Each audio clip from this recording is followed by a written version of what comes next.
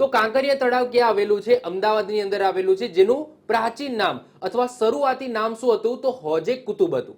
હવે હોજે કુતુબ એવું નામ કેમ રાખવામાં આવ્યું હતું? કારણ કે આ જે કાંકરિયા તળાવ છે એટલે કે હોજે કુતુબ છે, એની સ્થાપના કોને કરાવી હતી, એની રચના કોને કરાવી હતી? તો કુતુબુદ્દીન અહમદ શાહે કરાવી હતી. તો કુતુબુદ્દીન અહમદ શાહે ઈસવીસન 1451માં કાંકરિયા તળાવ એટલે કે હોજે કુતુબની રચના કરાવી હતી. કાંકરિયા તળાવ 34 કોણ ધરાવતું તળાવ છે, જે 76 એકરની અંદર ફેલાયેલું છે, તમે જોઈ શકો છો. કુતુબુદ્દીન અહમદ શાહે કાંકરિયા તળાવની વચ્ચે નગીના વાડીની પણ રચના કરાવી હતી. તમે જોઈ શકો છો કે આ જે કાંકરિયા તળાવ છે, આ કાંકરિયા તળાવની વચ્ચે અહીંયા તમે જે દેખાય છે ને તળાવની વચ્ચે, આ છે નગીના વાડી. તો નગીના વાડીની પણ રચના કરાવી, જેને બાગ એ નગીના પણ કહેવામાં આવે છે. ત્યાં અંગ્રેજ અધિકારી બારડોલે દ્વારા એક સફેદ મકાન પણ બનાવવામાં આવ્યું છે. હવે એ સફેદ મકાન બતાવું તો તમે એ જોઈ શકો છો ઇમેજની અંદર. તો એ આ નગીના વાડી છે, આ કાંકરિયા તળાવ છે, આખું ફરતે આ રીતના પાણી છે, વચ્ચે તમને નગીના વાડી જોવા મળશે અને આ નગીના વાડીની અંદર તમને એક સફેદ મકાન જોવા મળશે. અને આ સફેદ મકાન કોને બનાવ્યું છે? તો એ બનાવ્યું છે અંગ્રેજ અધિકારી બારડોલે. તો બારડોલે દ્વારા અહીંયા એક સફેદ મકાન પણ બંધાવ્યું હતું. ગુજરાતનો અંદર એટલે બંધાવ્યું હતું, એનો ધેટ્સ મીન્સ કે એ રહેતો હતો. ઓકે, એ અંગ્રેજ અધિકારી અહીંયા રહેતો હતો.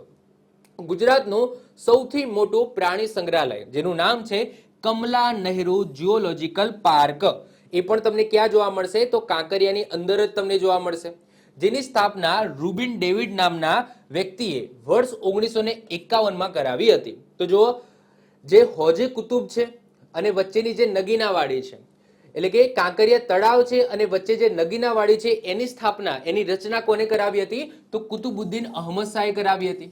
હવે આ નગીના વાડીની અંદર એક સફેદ મકાન જોવા મળશે અને એ મકાન કોને બંધાવ્યું હતું? તો બારડોલે નામના એક અંગ્રેજ અધિકારીએ બંધાવ્યું હતું અને પોતે અહીંયા રહેતો હતો, એટલે કે પોતાનું મકાન બંધાવ્યું હતું. એના પછી આજ કાંકરિયા તળાવની બાજુમાં, આમ તો કાંકરિયાની અંદર જ કહેવાય છે, તમને પ્રાણી સંગ્રહાલય જોવા મળશે, જેનું નામ છે કમલા નહેરુ ઝૂઓલોજિકલ પાર્ક, જે ગુજરાતનું સૌથી મોટું પ્રાણી સંગ્રહાલય છે. જે કોણે બંધાવ્યું હતું? બંધાવી દેટ્સ મીન્સ કે કોને શરૂ કરાવ્યું હતું? તો આન્સર આવશે રૂબિન ડેવિડ. ક્યારે? વર્ષ 1951 ની અંદર. ક્લિયર? ચલો આગળ વધીએ. આ જ કાંકરિયાની અંદર તમને જવાહરલાલ નહેરુ બાલ વાટિકા પણ જોવા મળશે. એના પછી આગળ વાત કરીએ. આ કાંકરિયા તળાવની અંદર તમને બાળકોની ટ્રેન જોવા મળશે અને એ બાળકોની ટ્રેનનું પણ નામ આપવામાં આવ્યું છે. તો બે નામ છે, એટલે કે બે ટ્રેનો તમને જોવા મળશે અને બંને ટ્રેનોના નામ યાદ રાખજો. એક છે અટલ એક્સપ્રેસ અને બીજી છે સ્વર્ણિમ જયંતિ એક્સપ્રેસ. તો કાંકરિયામાં ચાલતી બાળકોની ટ્રેનનું નામ, એવું પણ એક્ઝામની અંદર કદાચ પૂછાઈ જાય. તો એકનું નામ છે અટલ એક્સપ્રેસ અને બીજાનું નામ છે સ્વર્ણિમ જયંતિ એક્સપ્રેસ. અમદાવાદ મહાનગરપાલિકા દ્વારા વર્ષ 2008 થી 25 ડિસેમ્બરથી લઈને 31 ડિસેમ્બર સુધી દર વર્ષે શેનું આયોજન થાય છે?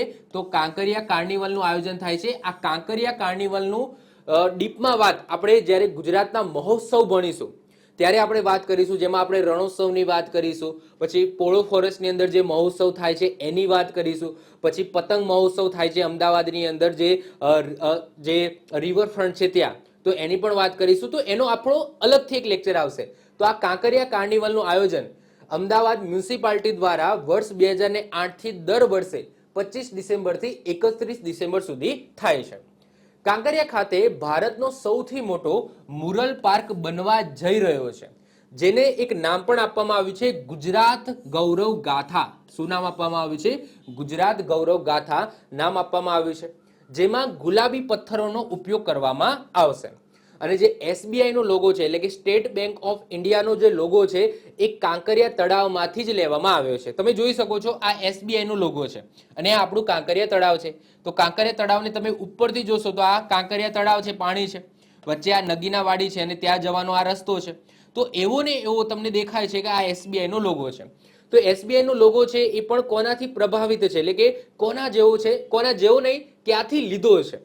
તો કાંકરિયા તળાવમાંથી જ લીધો છે, એટલે કે કાંકરિયા તળાવનું જેવું સ્ટ્રક્ચર છે એ રીતના આ SBI નો લોગો બનાવવામાં આવ્યો છે. તો કાંકરિયા તળાવમાંથી તમારે આટલી વસ્તુ યાદ રાખવાની છે.